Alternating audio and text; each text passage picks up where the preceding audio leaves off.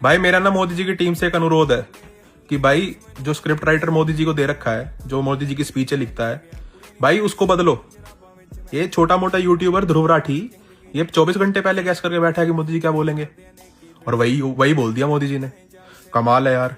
अब कोई YouTuber Germany में बैठा हुआ है, वो गैस करेगा इतने बड़े नेता की स्क्रिप्ट, मतलब 56 इंच के महामानव की स्क्रिप्ट कोई और गैस करके बैठा है। भाई ऐसे नहीं चलेगा। मैं नहीं देख सकता अपने इतने प्यारे अपने मेरे मोदी जी को।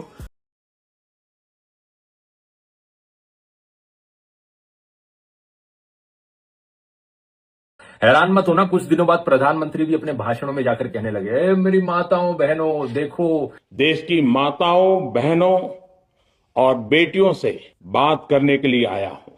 कैसे ये औरतों के खिलाफ हैं, आप लोगों का बिल नहीं पास होने देते। कांग्रेस और उसके साथियों ने महिलाओं से उनके अधिकार छीनकर ये लोग मेजे थपथपा रहे थे, संशोधन नहीं हो पाया। कैसे ऑपोजिशन ने वुमेन्स रिजर्वेशन बिल पास नहीं होने दिया। ये नारी हित का प्रस्ताव गिरा तो कांग्रेस, डीएमके, टीएमसी, सपा जैसी परिवारवादी पार्टियां खुशी से तालियां बजा रही थी।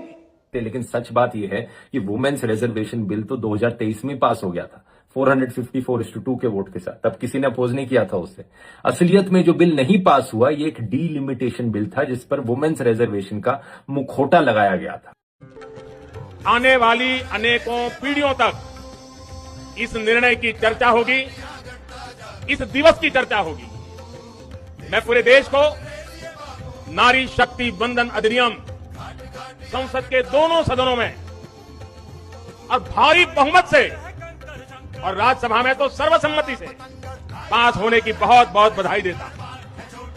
ये तो कॉन्स्टिट्यूशनल अमेंडमेंट बिल है ना, ये केवल डिलिमिटेशन बिल नहीं है। This is a constitutional amendment, संविधान का संशोधन है। उसमें ये चाहते हैं कि पहले डिलिमिटेशन हो, उसके बाद तय किया जाए कि कौन सी विमेन रिजर्वेशन होनी चाहिए, और उसके बाद इन्होंने 2026 का जो कॉन्स्टिट्यूशनल अमेंडमेंट 23 का जो कॉन्स्टिट्यूशनल अमेंडमेंट था वो तो इन्होंने रद्द कर दिया। जो उन्होंने वादा किया था और सर्वसहमति से पास हुआ था वो यही था ना कि 2026 के बाद सेंसस होगा, उसके बाद डिलिमिटेशन होगा, फिर तय करेंगे कि महिला आरक्षण कितना होगा। वही था ना, वो उन्होंने रद्द क्यों किया? नहीं चाहते, ये नहीं चाहते कि सेंसस हो। तो इनका ही संविधान संशोधन का इनका ही प्रस्ताव था ना, तो क्यों नहीं चाहते? क्योंकि इनको मालूम है वो कर ही नहीं सकते। अब इनका मकसद क्या है? ये समझते हैं कि हर वक्त ये देश की जनता को गुमराह कर सकते हैं, लेकिन हम अनपढ़ लोग तो हैं नहीं, वही थोड़ी बहुत तो समझ है कि इनकी मंशा क्या है।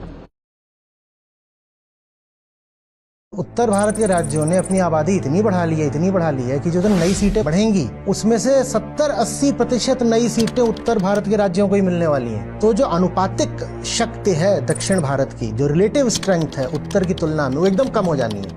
अब ये अन्याय होगा, ये सीधा सीधा अन्याय होगा और इसकी कोई सफाई नहीं हो सकती। देखिए, वो सब कुछ जो एक देश को समृद्ध बनाता है वो सब काम तो ज्यादा दक्षिण में ही हुआ है। दक्षिण ने शिक्षा पे जबरदस्त ध्यान दिया। यही वजह थी कि जब आईटी हब बनने की बारी आई तो नंबर न लखनऊ का लगा, न गुड़गांव का लगा, न चंडीगढ़ का लगा, नंबर लगा बेंगलोर का, नंबर लगा हैदराबाद का, फिर नंबर लगा पुणे का और बंबई का। क्योंकि इंटरनेशनल काम होना है, पढ़े लिखों का काम होना है। आप इंजीनियरिंग कॉलेजेस वगैरह देखिए, जितने तमिलनाडु में हैं और तेलंगाना में हैं। उत्तर प्रदेश इतना बड़ा राज्य 20 करोड़ पार कर गया, हम कहीं उनके सामने ही नहीं ठहरते, क्योंकि उन्होंने शिक्षा पर ध्यान दिया।